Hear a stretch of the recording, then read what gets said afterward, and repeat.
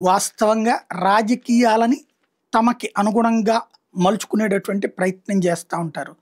అందులో భాగంగా చంద్రబాబు గారు హయాంలో 43% అప్పుడు ఫిట్‌మెంట్ ఇచ్చారు. ఇది పీఆర్‌సీ డబ్బులు సాలరీస్ పెంచారు. పీఆర్‌సీ అమలు చేశారు. 43% ఏకంగా.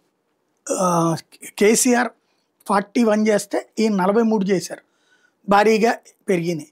అయితే ఆ తర్వాత పీఆర్‌సీ ఏసి మళ్ళీ 5 ఏళ్లకల్లా భారీగా సాలరీ హైక్స్ కావాలన్నప్పుడు చంద్రబాబు గారు నా వల్ల కాదన్నారు.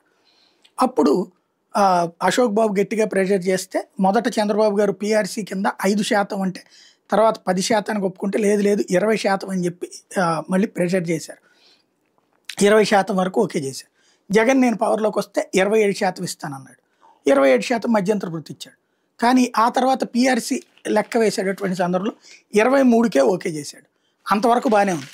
అది వాళ్ళు అప్పటికి 43 చంద్రబాబు చూసినోళ్ళు ఇది 20 అనేటటువంటిది ఆనలేదు. 21, 23 అనేటటువంటి పైగా ఇచ్చినటువంటి డబ్బులు వెనక్కి తీసుకుంటానన్నాడు 4%. దాంతో కడుపు రగిలిపోయింది. జగన్ మీద తీవ్ర ద్వేషం పెంచుకున్నారు. అప్పటి నుంచి నడుస్తుంది. జగన్ ఆలోచన ఏముంటుంది, అంతకుముందు 43% ఇచ్చి ప్లస్ వాళ్ళకి శుక్రవారం మధ్యాహ్నం వెళ్ళిపోయి సోమవారం మధ్యాహ్నం వచ్చేటందుకు పర్మిషన్స్ ఇచ్చి ప్రత్యేక రైళ్ళు వేసి చూసినా చంద్రబాబును ఓడించారు.